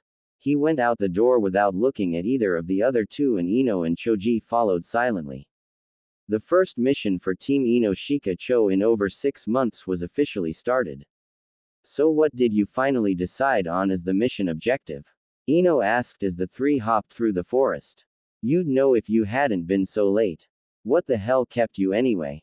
Shikamaru snapped at her. Ino grumbled, talking about losing track of time while training, and Shikamaru barked out a laugh. You train? Ha. That's then worst lie ever, Ino.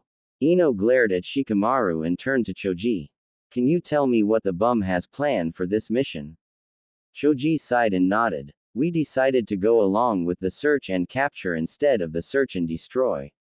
Shikamaru said it would be nearly impossible to search and destroy, and he could bring him back to unravel the boy's secrets. Instant regeneration. Shikamaru called from ahead. Imagine. Our shinobi would never again risk dying on the battlefield. We would never lose another comrade. They could regrow anything. A hand, a lung, a mind. Ino looked at Shikamaru concerned. Ever since she'd made Tamari go brain dead, he'd been a bit self-destructive. And with the possibility of restoring Tamari in Shika's grasp, she feared what he might do. Shika, who took out the mission request again? It's a mid-sized town near the hidden grass. The grass claims no association to the town, so they couldn't be called in to help. Apparently the town's been under siege for 2 weeks by the regenerating boy. The boy can die, so he has nothing to fear from terrorizing the town and taking what he wants. Choji supplied. Yeah, since he can't be killed fast enough, he's a real problem. Knocking him out should be fine though, we're fast enough to do that at least. Still though, if Ba-chan needed speed, she should have sent Guy's team. Why'd she send us? Shikamaru nearly missed his next step and stopped as he and Choji turned to look at Ino. Ba-chan, did you just call the Hokage, Ba-chan? Shikamaru asked. Ino faltered for half a second, trying to come up with a response when Choji suddenly burst into laughter. Ba-chan. Oh my gosh, that's hilarious. What did she do to piss you off so much, Ino? Give you D-rank missions?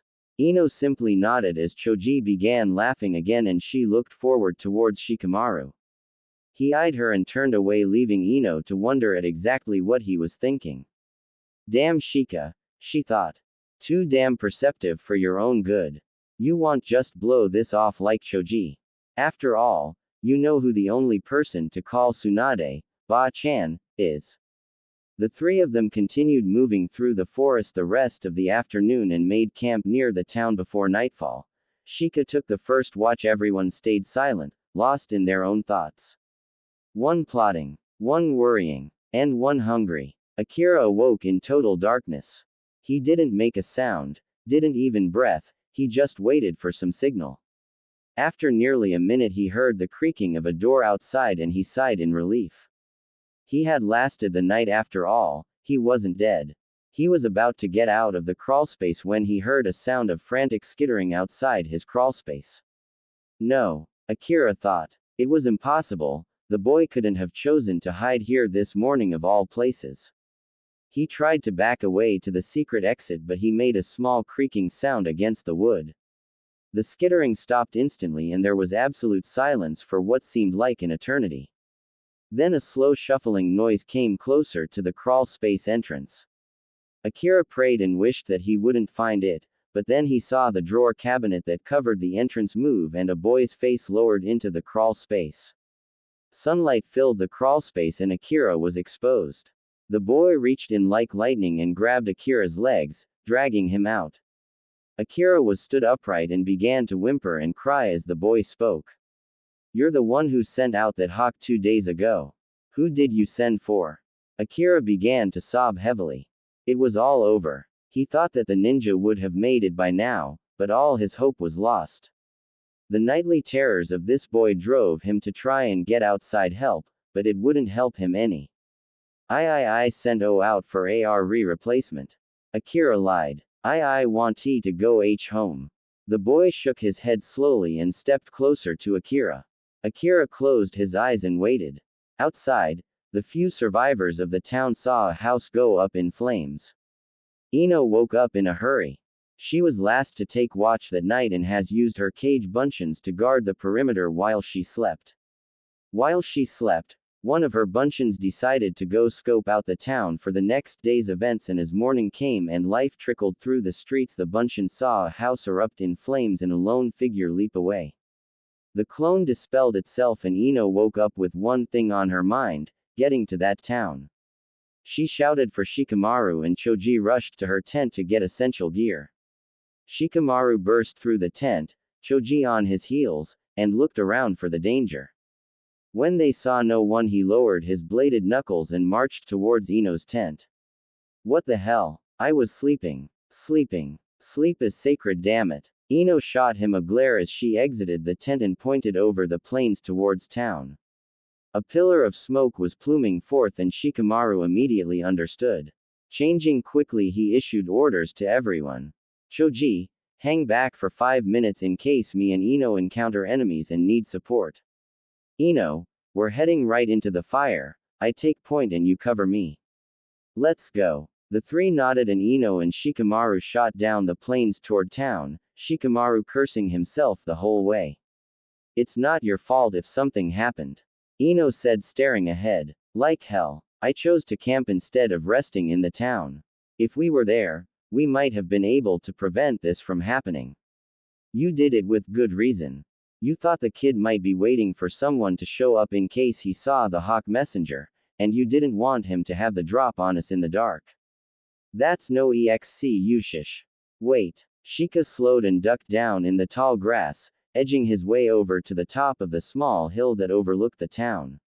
He looked over and saw the damage. 3 houses were on fire and no one was doing anything to stop it. It was as if their will to live just wasn't there anymore. Shika then saw a shadowy silhouette leaping around the roofs in the distance. Shika grit his teeth and leapt of the hill towards the village. He barely got off the air when Ino tackled into him, pinning his arms to the ground with her superior strength. Shika, hold it. We can't just charge in, we need a plan. Ino looked down at the struggling Nara, but her only response was even more struggling. After a well-placed knee to the small of his back though, he was much more willing to listen. Now what do we do? You're the genius, how do we catch him? Shikamaru thought for a few seconds then grunted to be released. Ino complied and eagerly waited for the plan. All right now, remember our first B-rank mission? Ino nodded and smiled. Oh, this will be fun. Shikamaru crept slowly toward the boy. He was sitting on a rooftop looking down at the destruction. He then made a hand sign and Shikamaru was instantly bound by an invisible force, falling backwards. Wide-eyed he looked up to see the boy coming toward him, and he struggled to get free. Amateur. I heard your heartbeat the moment you came onto the rooftop. Did you really think you could kill me with a sneak attack like that? No, and I'm not trying to kill you. Suddenly Shikamaru poofed and Ino stuck her tongue out at the boy. I'm stalling. Loser. The boy turned and leapt away from a shadow heading right towards him. He landed near the edge of the roof and right into the trap. Shikamaru's previously placed shadow stuck the boy to the floor as Choji burst from the floor below and grabbed hold of the boy. He tossed him into the air and the boy recovered mid-flight, making several hand signs. Just then, the real Shikamaru rose from his hidden spot on the roof behind the boy and sent his shadow up into the air, stabbing the boy. The boy coughed up blood and poofed into a large piece of debris. The boy reappeared behind Shikamaru ready to attack, but Shika had expected it and dropped to the floor, cutting a wire on the way down. As the boy missed his strike, tens of tranquilizer darts struck into the boy and he collapsed near the brink of unconsciousness. Ino was released from the jutsu and she and Choji moved to the rooftop next to Shikamaru. Ino made a hand sign but Shika stopped her. His ability would reject your mind transfer and could leave you broken. Just bind him up and get ready to move out. I'll go find our benefactor. Ino and Choji shrugged as Shikamaru leapt off and proceeded to bind the boy. Already the tranquilizer serum Ino had made beforehand was oozing out of his body in an effort to heal him.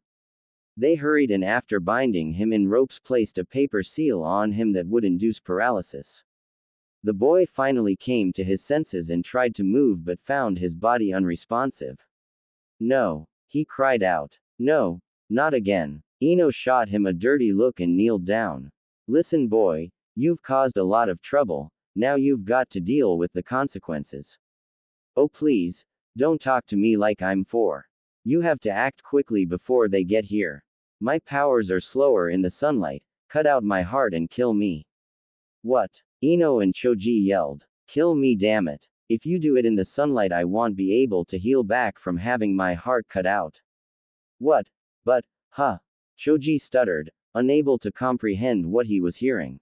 Why? If you wanted to die then you should have just turned yourself into the townspeople. Ha! They wouldn't kill me. They want to catch me again and continue poking me and studying me. I thought you were part of their group until I noticed that forehead protector you use as a belt. You're Konoha Nin. This place is a research center? Ino asked. Yes, finally glad to have you on the same page. I've been trapped here for over 50 years, and I finally escaped. I've been hunting down every scientist and any other experiment to come out of that place. But whose research center is this? If it was the hidden grass, then they would have done a cover-up with their own ninja. It's not the grass, that's for sure. Some townsperson decided that since they had no real ties to the grass they'd try to get you for help.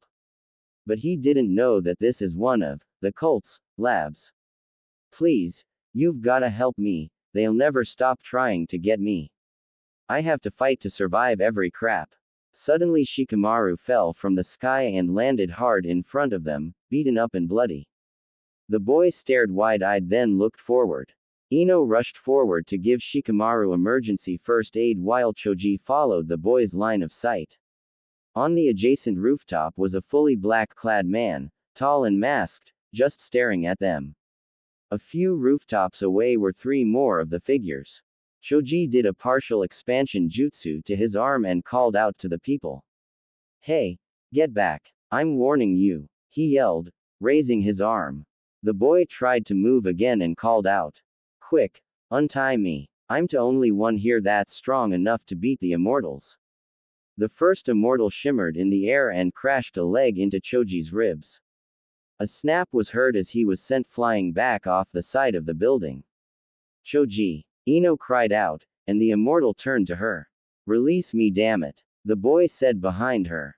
I can fight. Ino was petrified for a moment before going into her defensive fighting stance. The immortal took a step toward her but was run over as Choji came back up and performed a giant human boulder with the last of his chakra. He released the jutsu and fell to knee breathing heavily. Ino, run, Choji panted. Get Shika and the kid out of here. I'll buy you as much time as I can. Choji, I can't just leave. Do it. Choji yelled turning to look at her. At that moment a second immortal appeared and stretched his arm around Choji's neck, coiling like a snake, strangling him. Ino rushed to try and help him but was blindsided by a third immortal. Ino crashed backwards and skid next to the boy. Ino looked up in horror as she saw Choji, one of her oldest friends, dying. She got up and spoke to the boy. If I promise to help you, will you save him? Yes. The boy said looking up into her eyes. Ino swore and tore off the seal, and the boy broke through the rope. He leapt at the immortal strangling Choji first. He brought his arm down in one swift motion and cut the immortal's arm off. Choji fell to the floor and pulled the coiled of arm off of him, gasping for air before he passed out. The boy turned and put both palms on the immortal's chest, and a hole blasted through it. It crumpled to the ground but the boy had already turned to face the next immortal. Before he could do anything though a fourth immortal erupted from the floor below and grappled the boy's back. The boy flared his chakra and burnt the immortal's body to a crisp as the last remaining immortal charged. The boy blocked and parried every blow and kicked the immortal away before weaving an intricate array of hand signs. He pointed at the immortal and smiled. Ninja art. Burning heart. A fiery blast came from the immortal's body right over his heart and it crumpled to the floor lifeless. The boy turned and ducked down to pick up Choji but was too small. Shit. He put his hands together and gathered his chakra. Kai. A poof of smoke surrounded the boy and he was suddenly changed from 10 to a full-grown teenager. He picked up Choji and looked towards Ino. Well, come on. Grab him and let's go, he said. Ino blinked back into reality and nodded. She grabbed Shika and followed the teen deeper into the city. They stopped on a tall building 5 minutes later and snuck in through a secret roof entrance. This is my safe house during the day. It's where I rest and hide from the Toshin, the teen said as they descended deeper into the building. I don't understand. Didn't you just beat those guys senseless? Why hide from them? The teen barked out a laugh and stopped opening a door. It was an old infirmary room with several beds and an emergency table.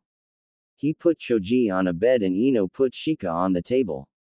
Those were immortals. They're the weakest of the cult's super soldiers. I can handle them no problem. The Toshin are the real threat. 1 on 2 and I can beat them. 1 on 4 and it's a bit of a stretch. 1 on 10 and I'm doomed to experimentation again. Ino reached into her pack and pulled out a scroll. Unfurling it, she summoned several articles of medical equipment. Ino made a cage bunchen and ordered it to stitch up Shikamaru's wounds while she began to heal Choji's ribs. The teen sat down on a bed and Ino eyed him warily as she worked. So you're not really a kid, huh? Just who the hell are you? How old are you really? Do you still want me to kill you? The teen shook his head and sighed. No, I was being too rash when I asked you to do that. I just needed to make sure I didn't get captured again, and if I'm killed in sunlight then it's a hell of a lot harder for me to heal from that, so I would probably be gone for good before they treat me. I've died before, you know, he said nonchalantly. At Ino's look of suspicion he smiled. No, it's true. They took out my heart and clogged the hole so I couldn't grow a new one. They left me like that for an hour, took it out, and I healed. They kept testing how far I could go, each time I would heal slower. 6 hours is my limit. I didn't heal that time. They had to pump me full of my own stored blood to make me start healing again. Ino stopped and looked up at him. That's horrible, she said. She reached over for 2 large rolls of heavy bandages and handed one to her bunchen. They proceeded to bandage up their teammates as the teen continued talking. Let's see, I think I'm between 79 and 103 years old. I lost count after the first 50 years in that place. No, I'm not a kid, I just transform into one to seem less threatening and more easily able to go unnoticed. This is my real body since I stopped aging at 18. Ino finished up and sealed everything back into the scroll. She moved to a bed and laid down, wiped of chakra. The teen reached behind him and pulled out a small piece of paper with a seal on it from his pocket. Here, I snatched this before escaping. Put it on your forehead, it'll replenish your chakra. Ino eyed it suspiciously and did as she was instructed. When she felt refreshed, she sat up and looked over at the teen. So you never answered my, who are you? Question, she said. Ah, the teen said comically, well, I might as well. You did promise to help me after all. Okay. I'm a ninja that has survived the First and Second Ninja World Wars. I have learned over 1,000 jutsu. I was captured shortly after the Second Ninja World War and have been tortured into forgetting many things about myself, including my name. As much as I would like to know it, I came up with a new one. You can call me, because, she had said, it's incredibly special. No one's ever given me something like this before. Ino winked at Naruto, knowing he would get embarrassed, and wasn't disappointed as she saw the red tinge in his cheeks. I still don't get it, but at least you don't hide half your face anymore. You look nicer that way, Naruto grumbled. This time it was Ino whose face turned red. She lost her focus and one of Naruto's clones were able to poke her in the ribs. Kya! Ino screamed as she toppled over onto the floor in a ticklish fit. Naruto laughed and reached down to lift Ino back onto her feet, but she quickly grabbed his arm and pulled him down to the floor to barrage him with tickles of doom, as she liked to put it. After the long tickle war, in which both sides had used shadow clones, they collapsed near each other on the forest floor. "Wheeze your fun puff, Ino. I'm glad I can just hang out with you," Naruto said, looking at the clouds. Ino felt her face heat up but brushed it off as being exhausted. "Yeah, well, you're actually better than I thought you'd be, Uzumaki." Flashback ends. Ino laughed at her antics of a few hours ago. She opened her eyes and was slightly surprised that she had already made it to the Hokage's door. She reached for the handle, then suddenly shifted to the side and turned to poke Sakura in her forehead. Sakura was stunned at how fast Ino moved and didn't have time to block the incoming finger. "OWW," Sakura said as she rubbed her forehead, staring at Ino. "What was that for, Ino pig?" Ino smiled slightly. She had sensed Sakura's presence creeping up on her and had struck at just the right time. Her sensei would be proud. Recomposing herself, she looked at Sakura apologetically, albeit a bit smug. "Oh, sorry, forehead. I didn't realize it was you. I just felt someone following me once I entered and thought it was some kind of pervert." "No hard feelings," she said, extending her hand. Sakura blinked and moved her hand forward hesitantly. "Yeah, sure, whatever. Did you just say you felt me? Since when could you do that?" Well, I've been doing some intense training for the past month and I just mastered it." "Anyways, what are you doing here? I thought you'd be on a date with Naruto or something." Ino was taken back a bit at how Sakura tensed up when hearing Naruto's name. Something was definitely wrong. "Hey, you okay? Why do you look so angry?" Sakura sighed and crossed her arms. "Naruto is, I don't know. So it does have something to do with Naruto," Ino said, her inner gossiper taking over. "What did he do?" Sakura sighed again and looked away. "He was supposed to meet me today at this nice new place I found for breakfast. I waited for, 2 hours and he arrived all sweaty and tired. Plus, he wouldn't even tell me where he was before that or why he was late. I mean, who does that? Is he trying to hide something from me? I can't stand him sometimes." Ino began sweating bullets as an overwhelming sense of guilt hit her. She didn't know her little antics would cause her friends this much strife, and now Sakura was going all psycho, paranoid on her. This did not bode well for her. She looked back at Sakura, who noticeably calmed down and smiled at Ino. "Thanks for listening, Ino. I needed to say that. Come on, let's go get our mission." She then moved forward and opened the door for them.